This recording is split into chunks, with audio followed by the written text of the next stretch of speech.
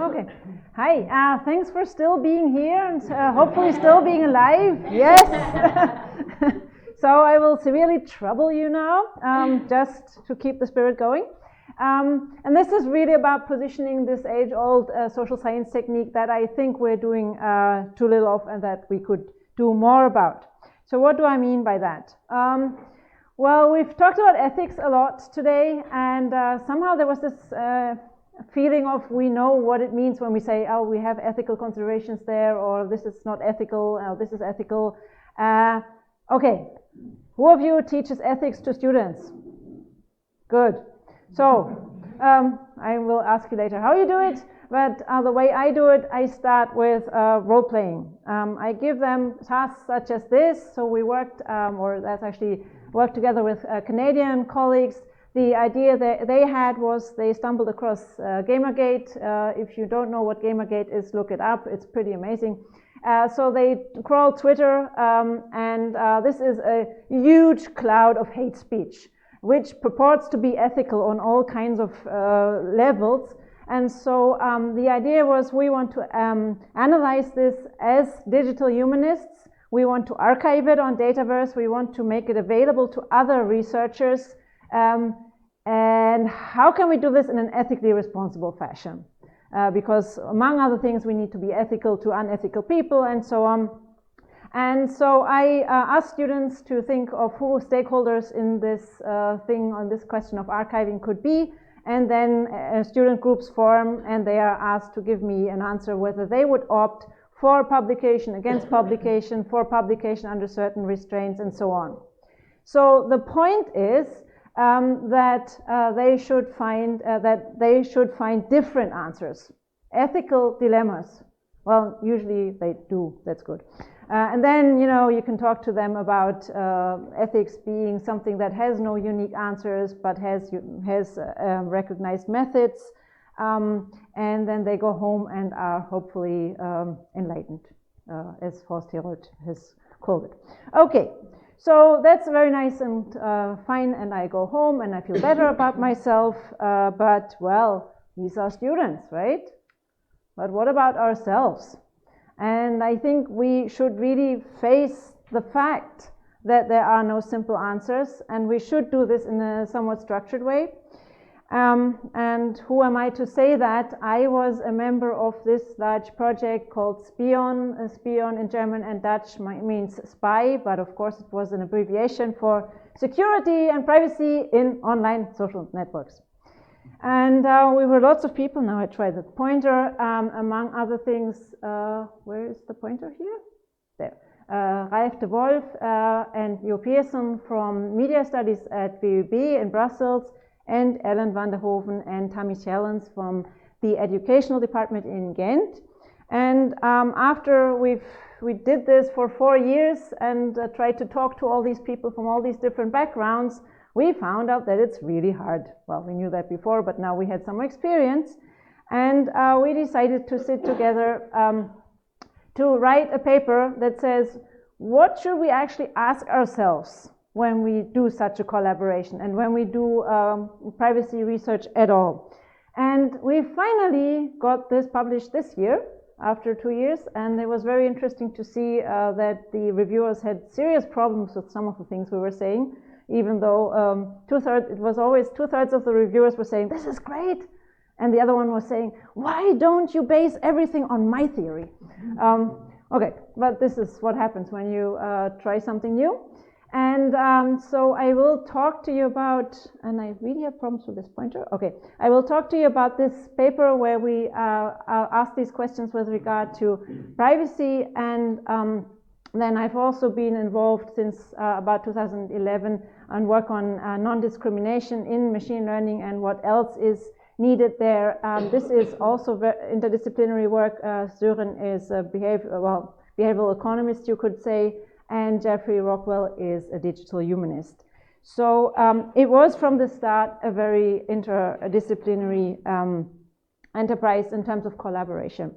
Okay, and I call them big sample problems because, of course, I am aware that these are very big topics. And the good thing is now I have big in one of the titles. Okay, the first thing is, who actually formulates the problem? So in privacy, colleagues of us, also from that project, Cedar Gustus and Claudia Diaz, have written a very nice paper about, well, when security experts get to defining privacy, they have a very clear conviction about what it is. Namely, it is how you protect yourself to be against being snooped on by all these big, bad, evil corporations and governments. Whereas there's a very different kind of literature which tries to take into account what do users actually worry about when you say privacy. And users, I mean, this is a rough generalization, of course, but many users care much more about what this community has come to call social privacy, namely, you know, Google can snoop on me, but not my mother or my friends. And then, of course, this leads to a lot of confusion in terms of what we're talking about at all. And if you build something because you found out that this is a really bad problem, that people's emails are not encrypted and so on, and users are just not interested in that problem, okay, it's not going to be very much accepted. Whereas if you say, well, and users don't even care about my problem, so nobody's interested in privacy, so we can just go along and do whatever we want, that's just as disrespectful, and it doesn't really move us forward. So we should really look at, if we are looking at a problem, who actually defined that? And how do we know? So in non-discrimination or fairness, I see a lot of definitions, and I think it's very interesting how this has evolved in the past 10 years. So data miners, especially the PISA group that started this work, around Dino Pedreschi and Salvatore Ruggieri, they did this, of course, based on a data mining model, but very much inspired by legal notions of discrimination and interdisciplinary considerations. There is a school very much based in the US at the moment, the FATML group. They are very much more formally oriented, and they are on the lookout for what is fairness anyway. And I think that's great. I mean, we need to ask those questions, but, well, you know, there's a couple of other guys who've been asking this question for quite some time now, and who have many interesting insights. And so I think we can really profit, and luckily many researchers in the field see that we can profit from an interaction with this really rich body of literature that is there, and with the many forms of discrimination and the many forms of being unfair that are being known. I'm sorry, I'm so used to working with the keys, so I need to learn this. And the answers then will co-determine who will accept the solution, and even how seriously the problem will be taken.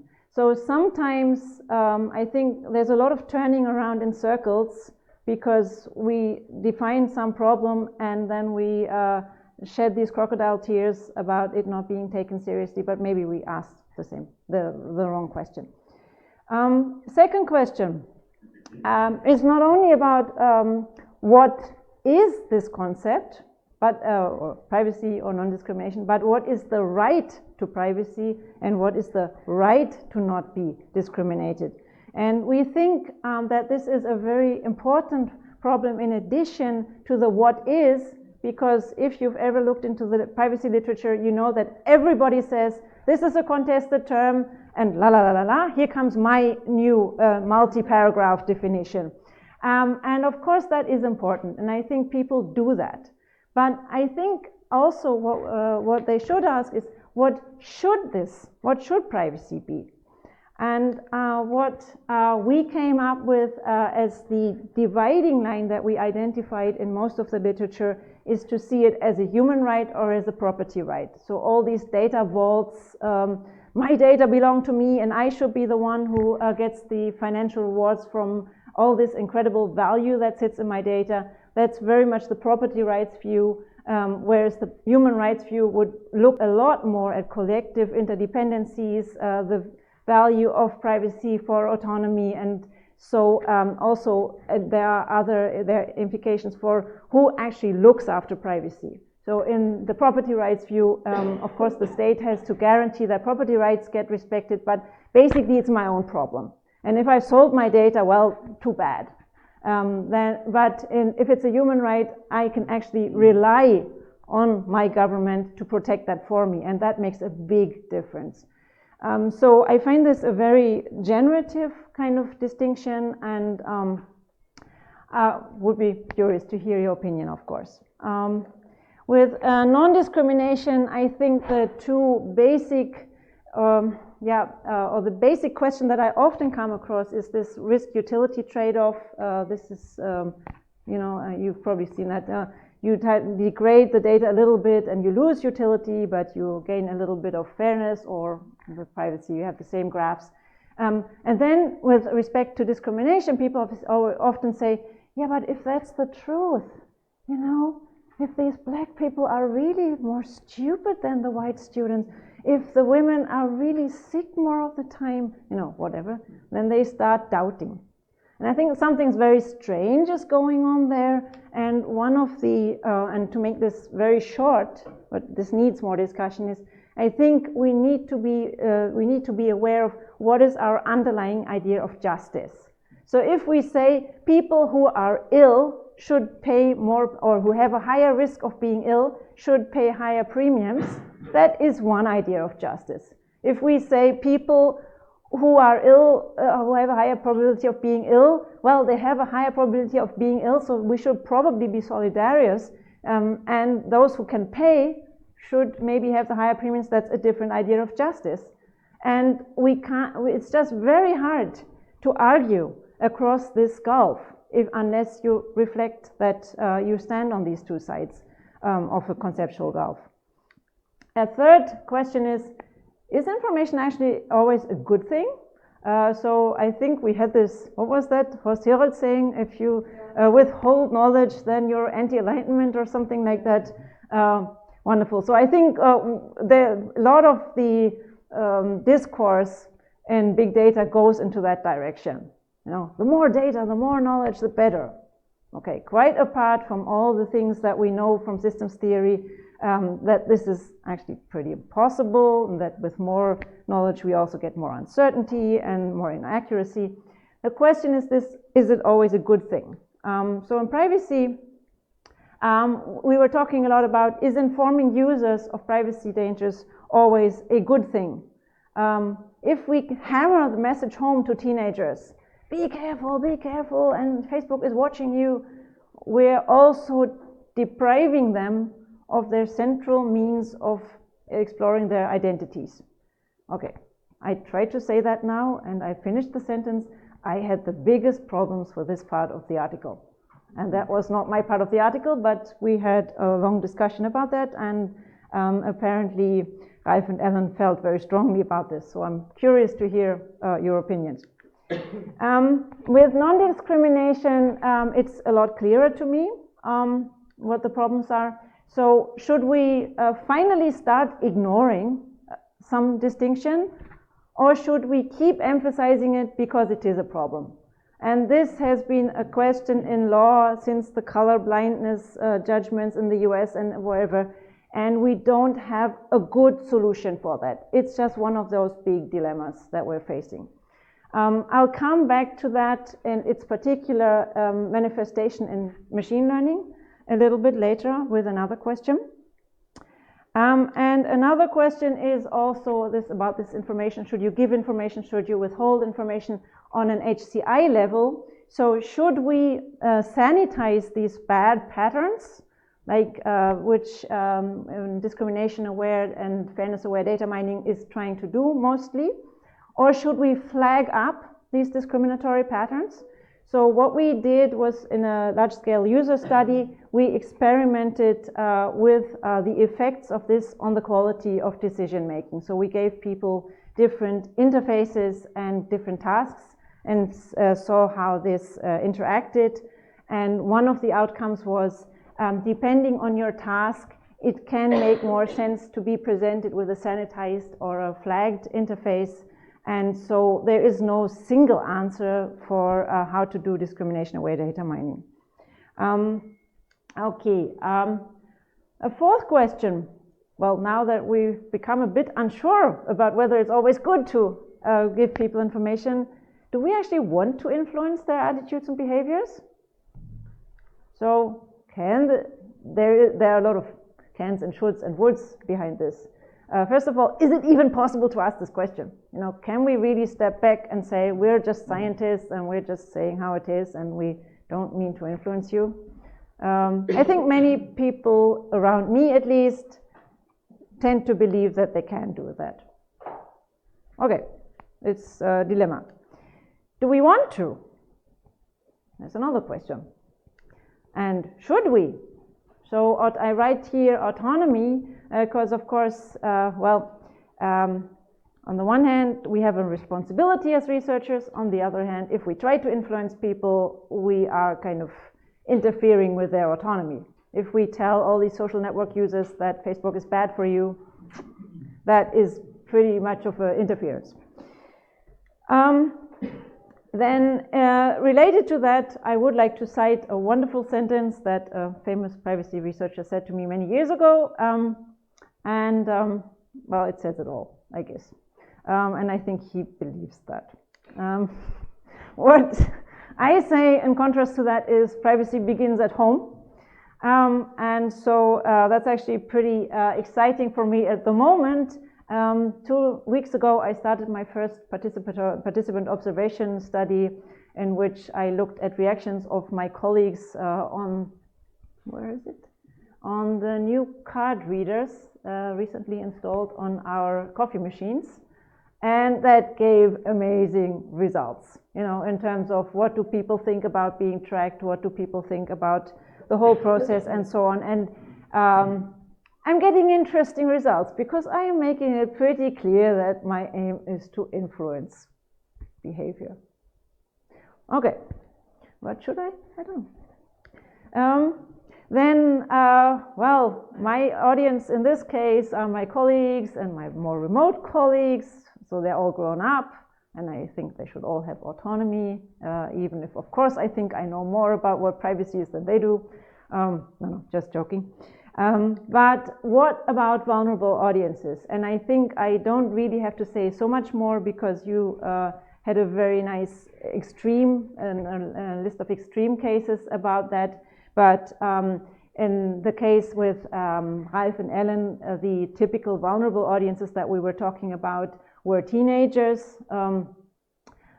Well, you know, where you have a special responsibility. So Ellen, in the context of her PhD, kept doing educational interventions. She went into schools, she showed teenagers these tasks or let them do these tasks.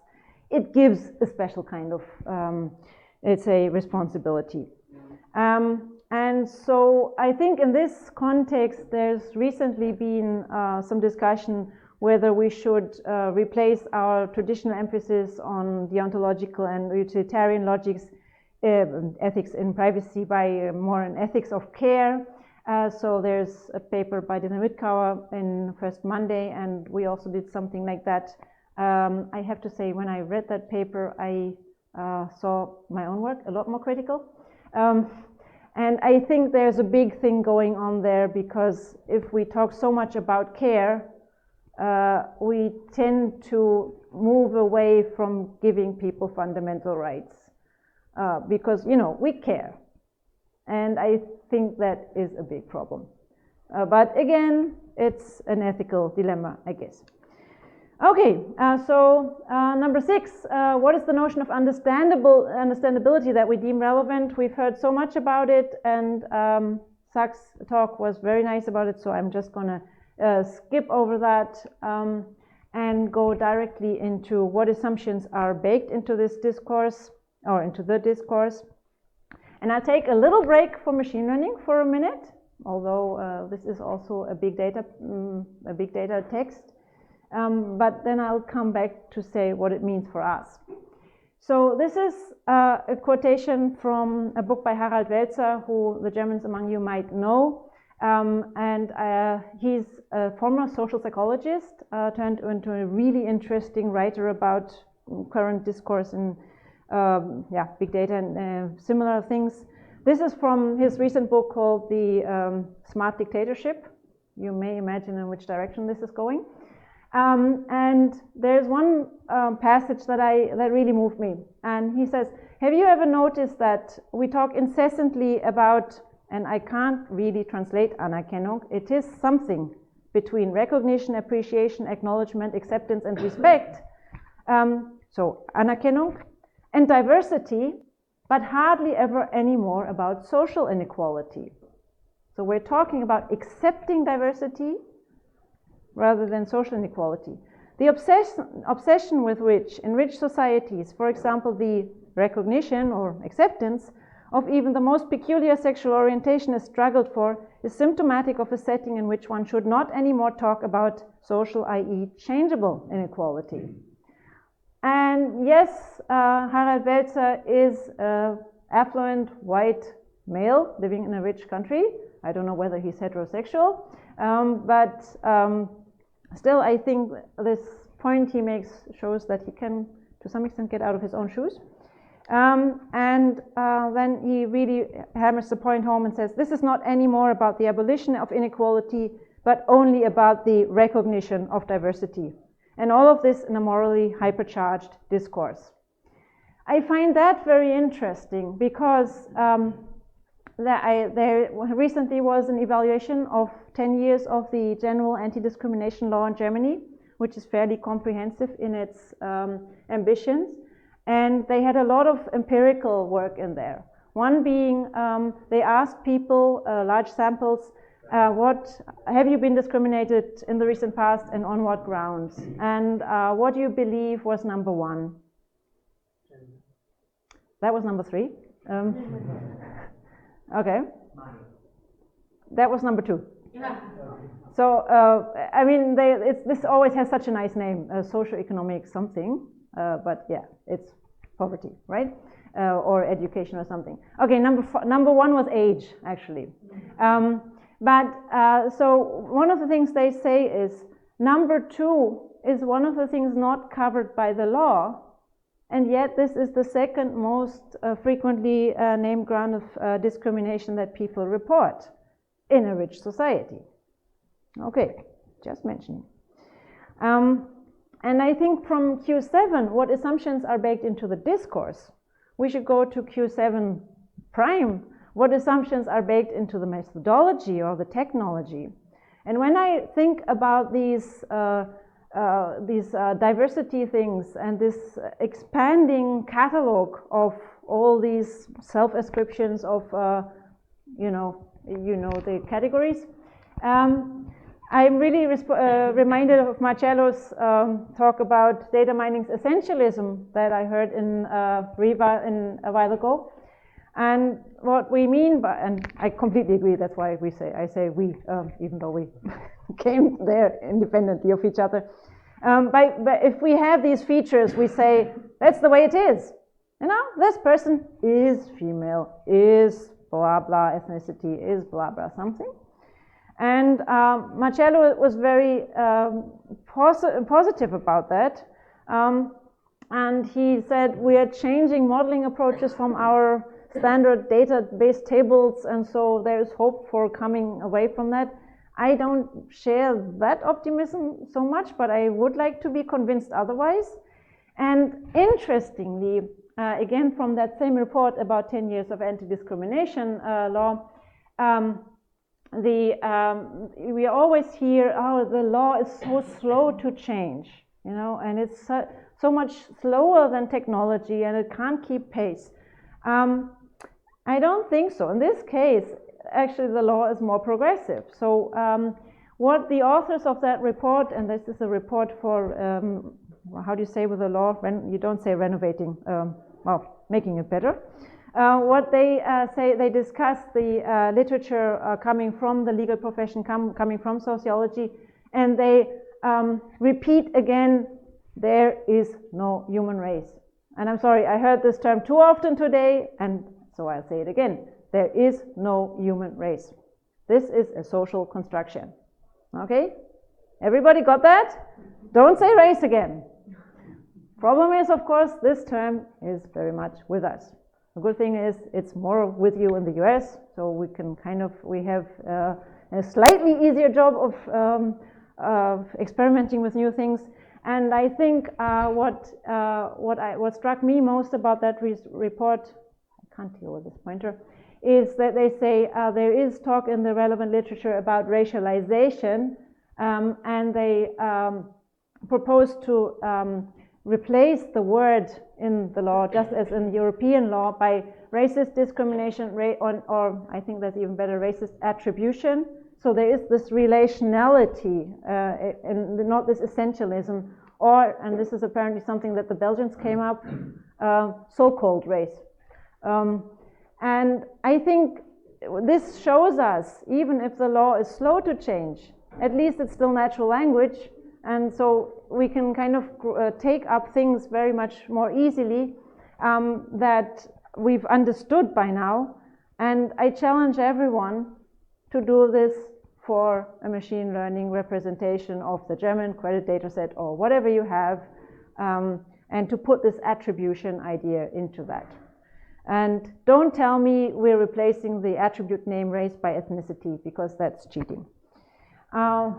Okay, so and in the last question, I would like to add what can and should be the role of ethics codes, ethics boards, and ethics review. By the way, am I still in time? Thanks. Okay, and so of course, why am I saying this? Because we're the good ones. So we are a bit, I don't know about you, but many colleagues I deal with, including myself, are kind of suspicious of these codified ethics. Even though we know the whole history, Nuremberg and Helsinki and whatever, but the proliferation of the catalogs that you now have to answer in order to do anything in research is getting pretty powerful. And then, harmless machine learners have to answer the question, how can you avoid that terrorists use your results? And they feel strange. Student said recently, maybe the whole purpose of that is you start thinking about it. Just venturing. And, but let's say we comply with all these nice ethics checklists. Who knows about the APA case, last 10 years? Okay, so in 2002, the American Psychological Association quietly amended its ethics code, which is pretty strong, to permit psychologists to follow governing legal authority even if it went against other aspects of the code. So if there is a conflict between your professional ethics and what the government tells you, you follow the government. Then in 2005, following the first major revelations of detainee abuse in Abu Ghraib and CIA interrogations, the APA convened a special task force that, while condemning torture, affirmed that psychologists could supervise and conduct research as part of national security interrogations. Two guys who are now, of course, branded as the bad guys, but basically what this meant was psychologists assisted in torture. And this was somehow consistent with the codified ethics code.